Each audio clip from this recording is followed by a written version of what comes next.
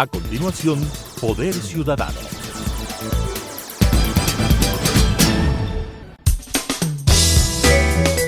Clasificación B, bajo supervisión de un adulto.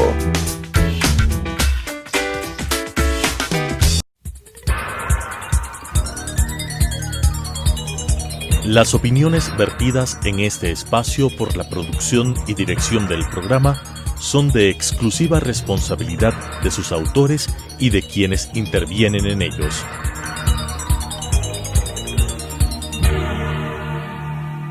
Telesucesos Canal 29 UHF presenta Poder Ciudadano, una ventana construida desde la visión plural ciudadana para la expresión de sus anhelos, demandas y aspiraciones, con la conducción del doctor Patricio Picón.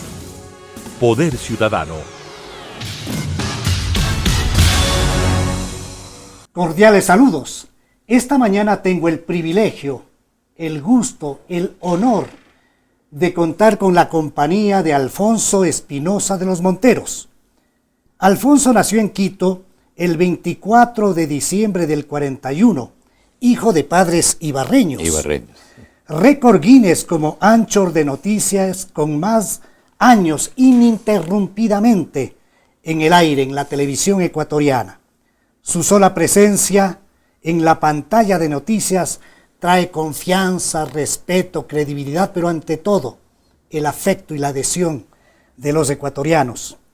En su libro Memorias, en el primer tomo, un libro que es un testimonio histórico recomendable y además muy bien escrito, Alfonso establece que la vida es como una ancha autopista que nos permite a los seres humanos escoger el camino para llegar a la meta. Al parecer, el 4 de octubre del 61 tuvo mucho que ver en tu vida, Alfonso, cuando ocurre un hecho especial que cegó la vida de un profesor, de un maestro, que seguramente evitó que Alfonso Espinosa sea el receptor de una bala perdida. Bienvenido, Alfonso. Así fue. Muchas gracias, Patricio. ¿Cómo fue ese momento que se vivió cuando Alfonso Espinosa a la par trabajaba en la estación CRI y también en un colegio de Ibarra? ¿Cómo no? Bueno, esto efectivamente el 4 de octubre de 1961 fue el comienzo de la caída del cuarto velasquismo, con una huelga nacional de choferes que fue de mucho impacto. Hay que acordarse que el doctor Velasco le tenía mucho temor a las huelgas de choferes y de ferrocarriles, porque prácticamente en esa época sí paralizaban el país. Bueno, yo estuve, porque era secretario de la sección nocturna de mi colegio, del Teodoro Gómez de la Torre, que entonces tenía el nombre de Miguel de Ibarra, y fui a la oficina del rector del colegio para hacerle firmar unos papeles que tenía que mandar al Ministerio de Educación. Pero todos estábamos pendientes de esta huelga porque en Ibarra el sindicato de choferes era muy fuerte, muy poderoso, sobre todo en aquellos tiempos había un dirigente que era José Vázquez Merlo, que era muy conocido, muy peleador. Yo lo conocí también porque trabajó junto a mi papá en el Consejo Provincial. En todo caso, yo fui pues al colegio. El rector me preguntó cómo estaba la ciudad, le expliqué que estaba la ciudad muy tensa, que yo por primera vez había visto en Ibarra que los almacenes estaban con las puertas a medio abrir. Entonces, estábamos preocupados por el asunto cuando llegó el profesor Alfonso Arauz. Llegó, entró a saludar y le saludó al rector y le dijo: mire, Abelardo, esto está muy serio. Yo oigo a los choferes, están bravísimos, dice, y vienen gritando abajo Velasco, abajo el gobierno, abajo el loco, bueno. Y efectivamente, en unos minutos ya los empezamos a oír porque venían por la calle principal, por la calle Bolívar, y tenían que llegar al parque.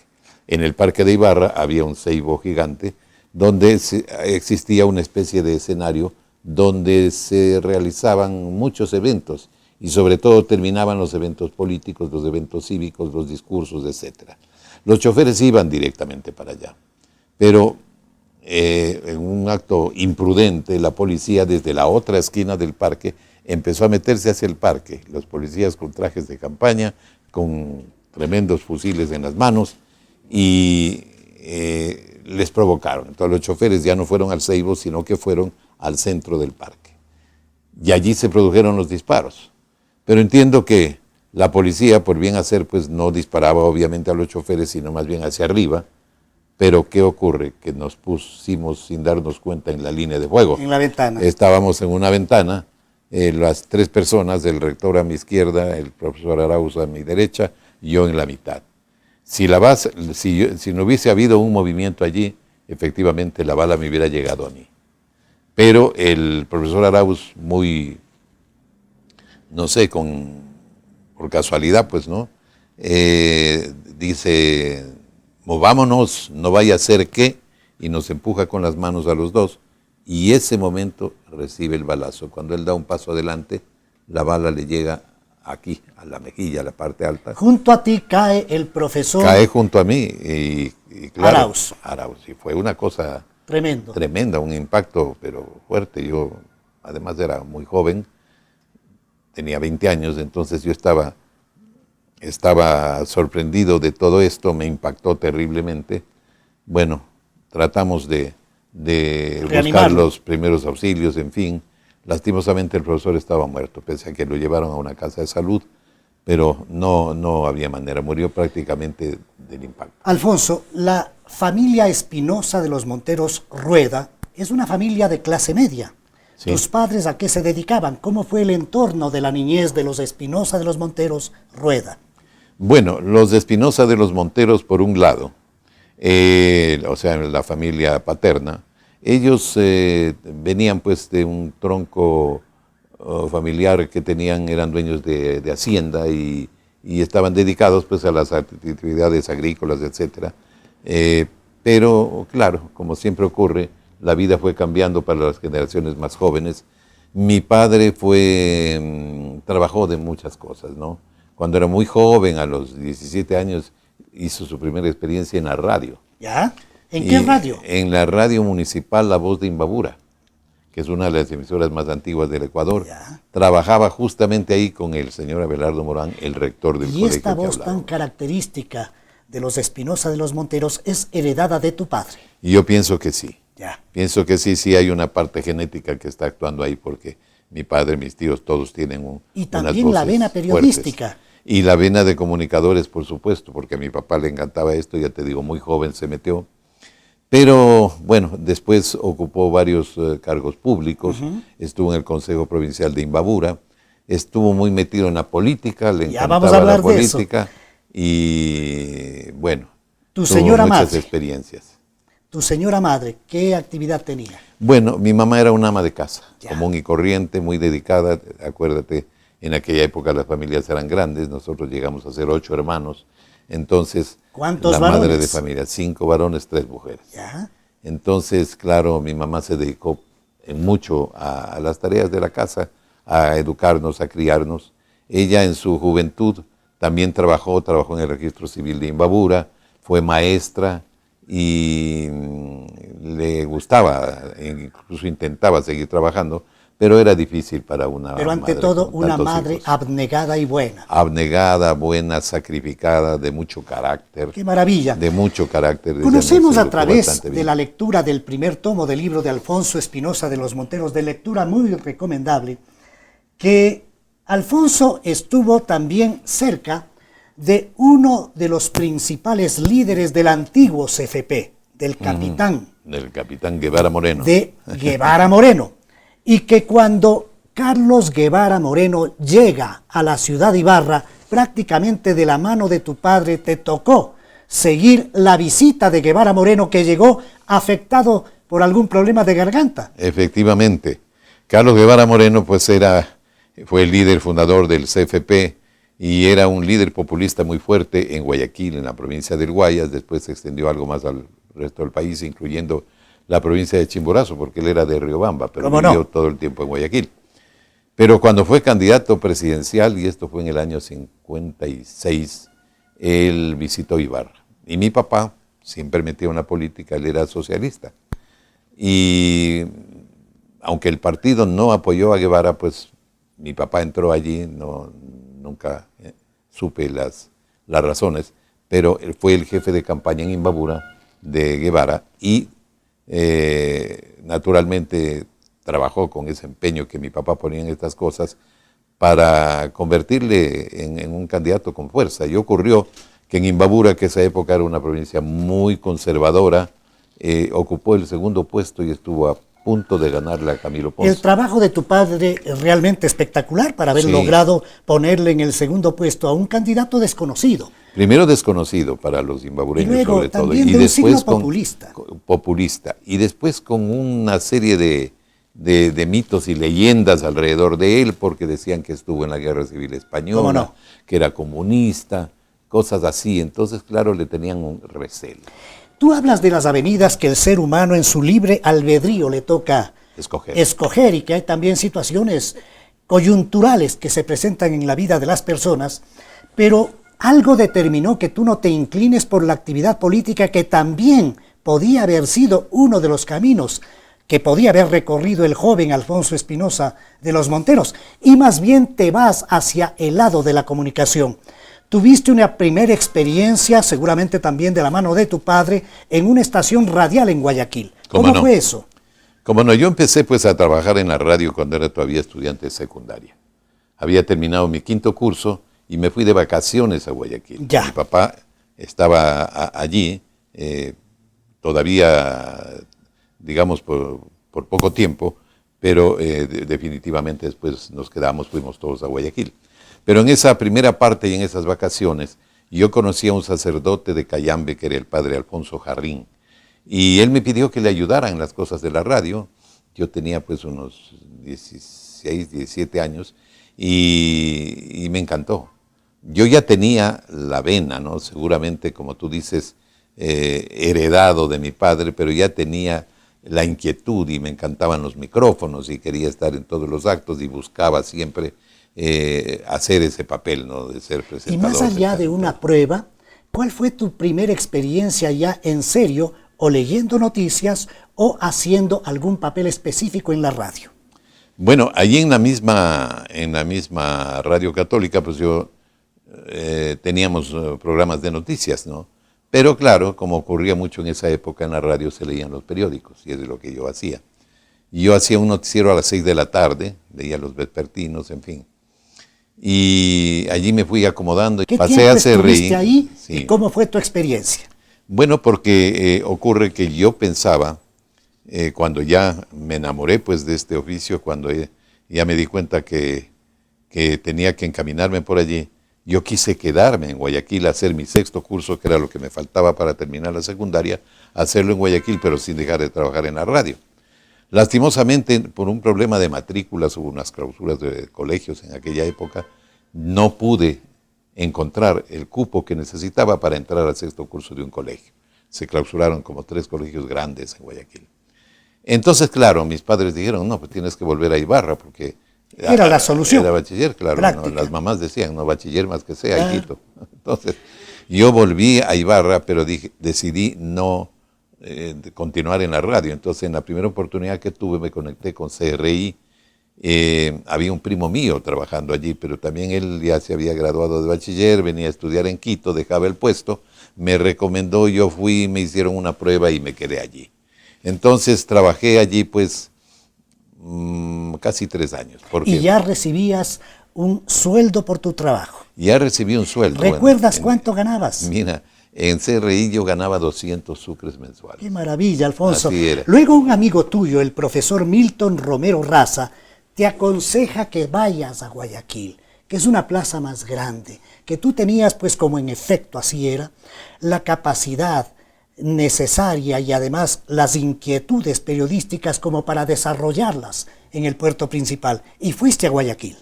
Sí, efectivamente este profesor me recomendó y me dijo, porque yo era secretario del colegio en las noches y de día trabajaba en la radio. Entonces él decía que yo me estaba encariñando mucho con la actividad docente, porque ya empecé a dar clases, ya me dieron una cátedra y efectivamente a mí me gustaba también eso. Y me dijo, pero Alfonso, dice, véase en mi espejo, ¿qué va a pasar con usted? Exactamente va a pasar lo que ha pasado conmigo, es decir, se va a quedar aquí y se le acaba ahí su vida. Entonces me puso a pensar, me impactó esto, ¿no? Y me dijo, bueno, solo falta que se case, y ahí sí se complicó y Terminado el asunto. no se mueve más, me dijo. Pero yo decidí irme primero a Quito. Yo venía a Quito, primero porque tenía una propuesta de trabajo aquí de la HCJB, Ya. que era una emisora pues muy prestigiada acá en Quito, y segundo porque me interesaba seguir la universidad, estudiar una carrera, y yo tenía, como todo provinciano, tenía pues en la mente ese objetivo, ¿no? Pero cuando llegué acá a Quito, pensé, en un momento yo llegué a las 8 de la noche, de un día viernes. Esto era en el año 62, 14 de noviembre. Llegué acá y pensé y digo, no, yo ya he estado en Guayaquil, ya tengo amigos en Guayaquil, ya conozco gente del medio de la radio que me puede ayudar y todo. Así es que regresé a la estación de la flota Imbabura, me embarqué en un bus de esos y fui a amanecer en Guayaquil. Esto fue el día sábado. Y llegué y efectivamente, bueno, allí me conecté con las personas que tenía que conectarme. Ya mi papá estaba en los trámites de quedarse definitivamente allí y pensaba llevar a toda la familia, por supuesto. Entonces yo dije, bueno, en poco tiempo vamos a estar reunidos, mejor me voy a Guayaquil. Y me instalé allí. Pero yo llegué un sábado y el día lunes ya estuve trabajando en 2 emisoras. Entonces, por aquella época, pues la radio más que periodística era una emisora de distracción, de entretenimiento. Las emisoras hacían programas en vivo. Yo adquirí allí mucha experiencia en 2 emisoras muy populares que había en Guayaquil, que eran Radio América y Radio Cóndor. Hacía programas con artistas, en fin. Y por supuesto, gané la experiencia, desarrollé una capacidad y empecé a ganar cierto prestigio. Pero también con un amigo Pero después tuyo. vino la parte... ¿Sí? Después vino la parte periodística. ¿Ya? En enero del 63 nació Radio La Prensa de Guayaquil. ¿Cómo no? Radio La Prensa era una emisora ligada al diario La Prensa, que era un vespertino de Guayaquil, pertenecía al señor Miguel Ulloa. Y ahí se inicia la actividad periodística. Exacto, ahí entro yo a trabajar allí, porque yo me presenté y dije, aquí necesitan personal, yo me pongo a la orden, porque quería tener otra perspectiva también y aprender otras cosas nuevas en la radio.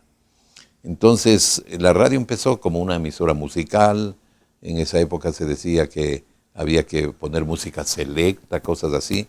Pero la radio tenía un buen sonido y empezó a gustarle a la gente. Algún momento también vamos Pero a topar los déjame solo temas de terminar los avances tecnológicos. Sí, solo déjame Claro, Alfonso. terminar la idea, porque allí es donde empieza mi carrera periodística. Propiamente la carrera dicho. periodística. Porque a mí mismo se me ocurre que teniendo esta unión con el diario La Prensa, podíamos hacer un periodismo más activo, es decir, buscar las noticias, concurrir a las fuentes, etcétera.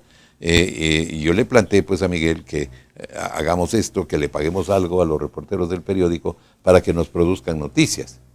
Y yo empecé en ese momento ya a hacer entrevistas, a hacer debates, a hacer programas en la radio. Y la radio ganó un gran prestigio con eso. Y se convirtió pues en una emisora muy, muy popular y muy prestigiada por el lado periodístico. Y pasamos a llamarle Radio La Prensa la primera en periodismo radial. Allí nació mi carrera. Ahí nace la carrera extensa en el ámbito del periodismo de Alfonso Espinosa de los Monteros. En el año Resulta 63. tan complicado con un personaje de la talla de Alfonso hacer un recorrido amplio por todo lo que le ha tocado vivir. Si es que Alfonso tiene la amabilidad, pasemos a breves rasgos por lo que significó todo el caminar de Alfonso Espinosa en distintas radios, su encuentro con Ecuavisa para luego topar otros temas de enorme interés como la relación que tuviste con Galo Plaza y otros temas. Muy bien. Bueno, empecemos por la televisión, ¿no? Yo pues trabajaba en Radio La Prensa, ya digo, me iba muy bien, era el director de la emisora, pero como yo tenía el afán de estudiar, entré a la universidad a estudiar arquitectura, que por supuesto no tenía nada que ver con lo que estaba haciendo, pero mi deseo era hacerme un profesional. Pero en eso apareció Canal 2 de Guayaquil, que es después de Ecuavisa, ¿no?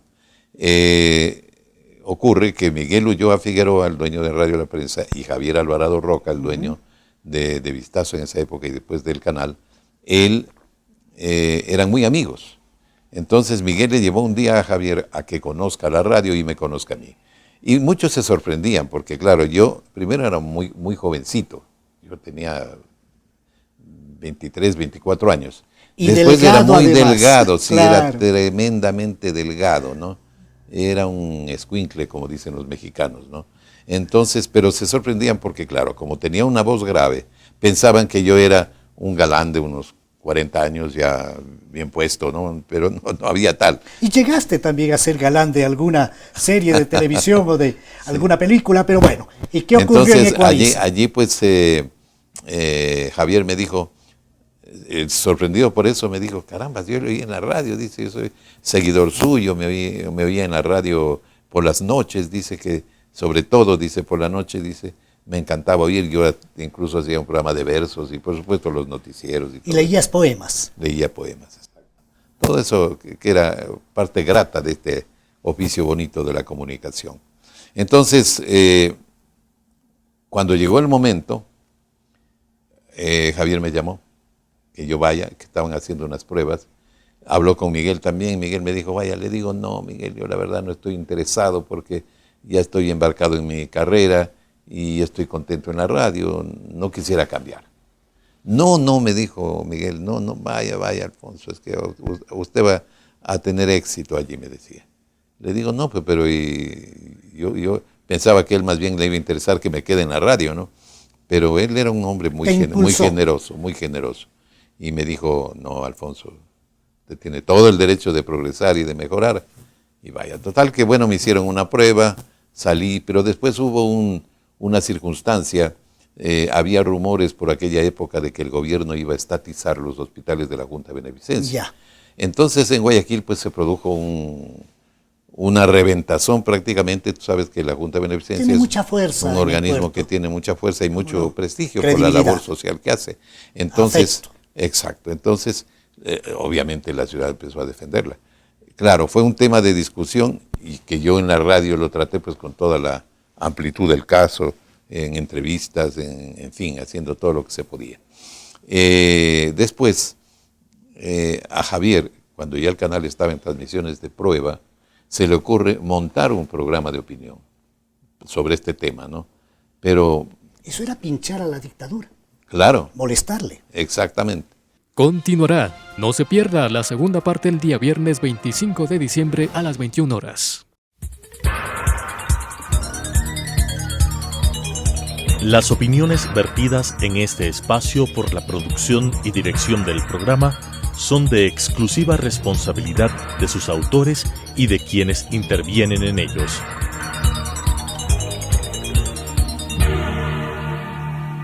Telesucesos Canal 29 UHF presentó Poder Ciudadano, una ventana construida desde la visión plural ciudadana para la expresión de sus anhelos, demandas y aspiraciones, con la conducción del doctor Patricio Gijón.